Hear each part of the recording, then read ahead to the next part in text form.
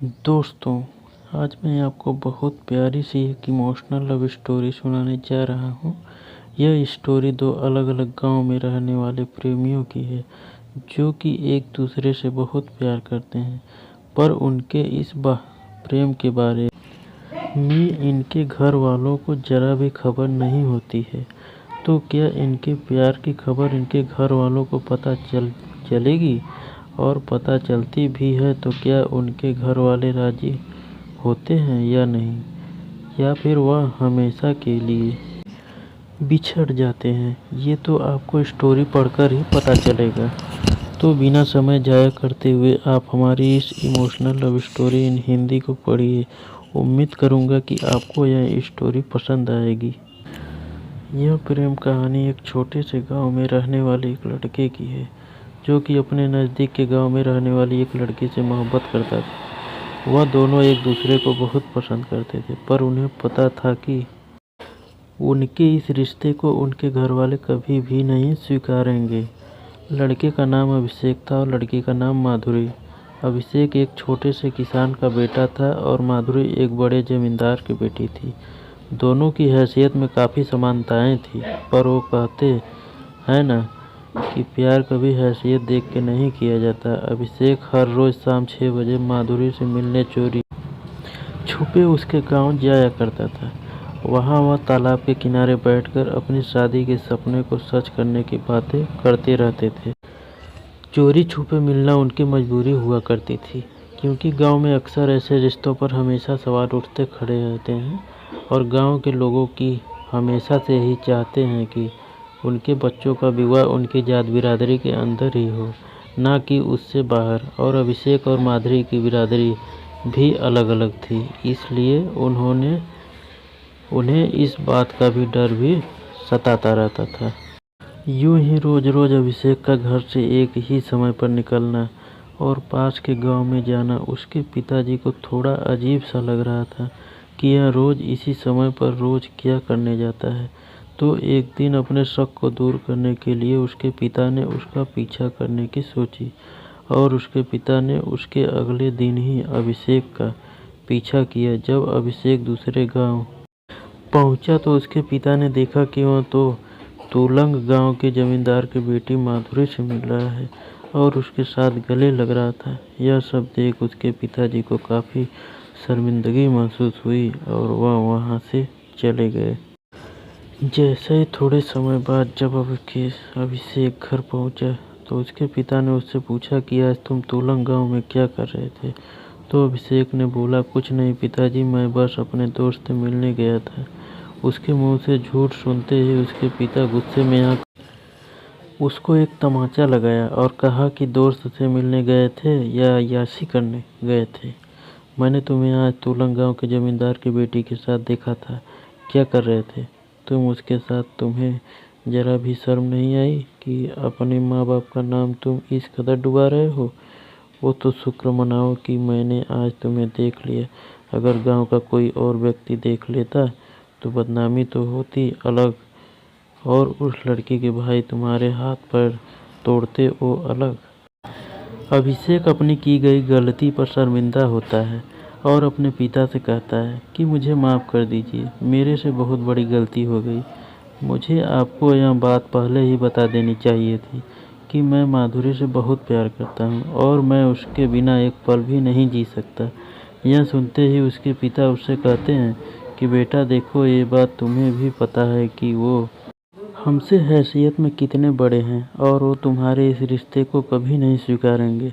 इसलिए बेहतर यही होगा कि तुम्हें उसे भूल जाओ।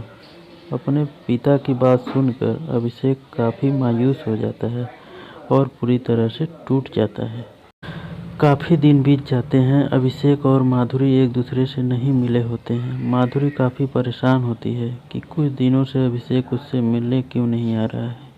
कुछ दिन और बीत जाने के बाद माधुरी को और टेंशन होने लगती है, इसलिए बात की जड़ तक पहुंचने के लिए वह अभिषेक के गांव की तरफ अभिषेक से मिलने के लिए निकल लेती है। जब वह रास्ते में चल रही होती है तो अचानक उसकी टक्कर एक लड़के से हो जाती है और वो लड़का कोई और नहीं अभिषेक ही होता है। वह उसको देखते ही उसके गले लग जाती है और रो रो कर उसका बुरा हाल हो जाता है और वह उससे कहती है कि तुम मुझसे इतने दिनों से मिलने क्यों नहीं आ रहे थे। पता है मैं कितना परेशान हो रही थी कि कहीं तुम्हें कुछ हो तो नहीं गया, पर शुक्र है कि तुम ठीक हो। इतने में अभिषेक माधुरी को चुप करता है और उसको अपनी सारी बात बता देता है कि उसके पिता ने उसको तुमसे मिलते देख लिया था और हमें एक दूसरे को भूल जाने को कहा है। इतने में माधुरी अभिषेक से कहती है कि तुम्हारा प्यार क्या इतना ही सच्चा है कि एक मुसीबत आने पे तुम हमारे प्यार को भूल जाओगे। अगर मुसीबत आई है तो हम दोनों डटकर सामना करेंगे। मैं आज ही अपने पापा से तुम्हारी बात करूंगी कि हम एक दूसरे को कितना चाहते हैं। इतने में अभिषेक माधुरी से कहता है कि नहीं, तुम ऐसा कुछ नहीं करोगी। मैं नहीं चाहता कि तुम अपने परिवार के सामने शर्मिंदा हो और उनका दिल दुखे, इसलिए बेहतर यही होगा कि अब हम एक दूसरे को भूल जाएं। इतना कहकर अभिषेक वहां से चला जाता है, पर वो मन ही मन बहुत रो भी रहा होता है कि उसका इतने सालों का प्यार अब खत्म हो जाएगा। माधुरी काफ़ी उदास होकर घर पहुंचती है, पर वह अभिषेक की बात को ना मानते हुए अपने पिता से अपने रिश्ते का खुलासा कर देती है। वह बताती है कि वो अभिषेक से कितना प्यार करती है। यह सुनकर माधुरी के पिता उस पर काफ़ी गुस्सा होते हैं, इस बात पर नहीं कि उसने प्यार किया, बल्कि इस बात कर कि उसने एक किसान के बेटे से प्यार किया। उसके पिता कहते हैं, चाहे तुम जीते जी मर जाओ, पर मैं तुम्हारी शादी उससे कभी नहीं करवाऊंगा। तुम्हें हमारी हैसियत देखकर प्यार करना चाहिए था। हमारी भी इज्जत है। अगर तुम्हारी शादी उस लड़के से होगी जो हमारी पूरे गांव में बेइज्जती हो जाएगी, और यह मैं जीते जी कभी नहीं होने दूंगा। माधुरी के लाख मनाने के बावजूद भी उसके पिता उसकी बात नहीं मानते हैं और उसको एक कमरे में बंद कर देते हैं। कुछ दिन बीत जाने के बाद माधुरी के पिता उसकी शादी अपने एक दोस्त के बेटे के साथ पक्की कर देते हैं। माधुरी इस रिश्ते के लिए बिल्कुल भी तैयार नहीं थी, पर अपनी नाक कटने के डर से उसके पिता को यह फैसला मजबूरन लेना पड़ा। माधुरी की शादी की खबर सुनकर अभिषेक को एक झटका लग गया था और वह काफ़ी दुखी हो गया था। माधुरी की शादी को होने में सिर्फ 2 दिन रह गए थे। माधुरी पूरी तरह से टूट चुकी थी, पर माधुरी को ये जरूर पता था कि अभिषेक के दिल में अभी भी उसके लिए प्यार जिंदा है। उसके अगले दिन ही माधुरी ने ठाना कि अगर मैं जिएगी तो अभिषेक के साथ और मरेगी भी तो अभिषेक के साथ ही। और इसी इरादे के साथ वह अपने कमरे की खिड़की से भाग गई और सीधा अभिषेक के पास पहुंची। जब वह अभिषेक के पास पहुंची तो अभिषेक उसे देखकर बहुत खुश हो गया और वह एक दूसरे को देखते ही देखते गले लग गए। फिर माधुरी ने उसे बताया कि वो सब कुछ छोड़कर उसके पास आ गई है। चाहे कैसे भी हालत हो, वो उसी के साथ जीना और मरना चाहती है। उसकी ये बातें सुनकर अभिषेक भी काफ़ी इमोशनल हो गया और उसने भी उसको जीने से लेकर मरने तक का साथ निभाने का वचन दे दिया। इतने में माधुरी के घर वाले देखते हैं कि माधुरी घर पर नहीं है, वह घर से भाग गई है। इतने में उसके पिता का शक सीधे अभिषेक पर जाता है कि वो उसी के घर भागी होगी। इसलिए अपना वक्त जाया ना करते हुए उसके पिता अपने आदमियों के साथ सीधा अभिषेक के घर की तरफ निकलते हैं। जितने में अभिषेक और माधुरी वहां से कहीं दूर जाने की सोच रहे होते, इतने में माधुरी के पिता वहां पहुंच जाते हैं और वो उसको वहां ही ले जा ही रहे होते हैं कि इतने में अभिषेक माधुरी के पिता से प्रार्थना करता है कि हमें अलग मत करिए, हम एक दूसरे के बिना नहीं रह सकते। पर माधुरी के पिता उसकी एक बात भी नहीं सुनते और उसकी गोली मारकर हत्या कर देते हैं, यह सोचकर कि अब ये लड़का ही नहीं रहेगा तो माधुरी भी कहीं नहीं जाएगी और उनकी गांव में बेइज्जती होने से भी बच जाएगी।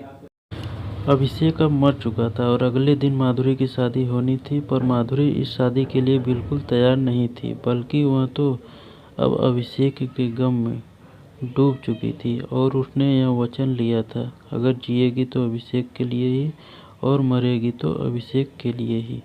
अब शादी होने में सिर्फ कुछ ही समय रह गए थे, पर माधुरी अभी तक तैयार नहीं हुई थी। यह गम में सोचते सोचते अचानक उसकी नज़र चूहे मारने वाली दवाई पर पड़ती है और बिना सोचे वह दवाई उस रेड पॉइजन को उठा लेती है और उसे खा लेती है, यह सोचकर कि अब जीते जी तो वह उसकी ना हो सकी, पर अब मरकर तो उसकी हो सकती है।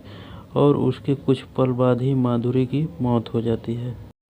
दोस्तों, आशा है आपको यह स्टोरी बहुत अच्छी लगी होगी। अगर पसंद आई है तो इसे व्हाट्सएप और फेसबुक पर शेयर ज़रूर करें, ताकि कोई और प्रेमी या प्रेमिका भी इस स्टोरी को पढ़ सके।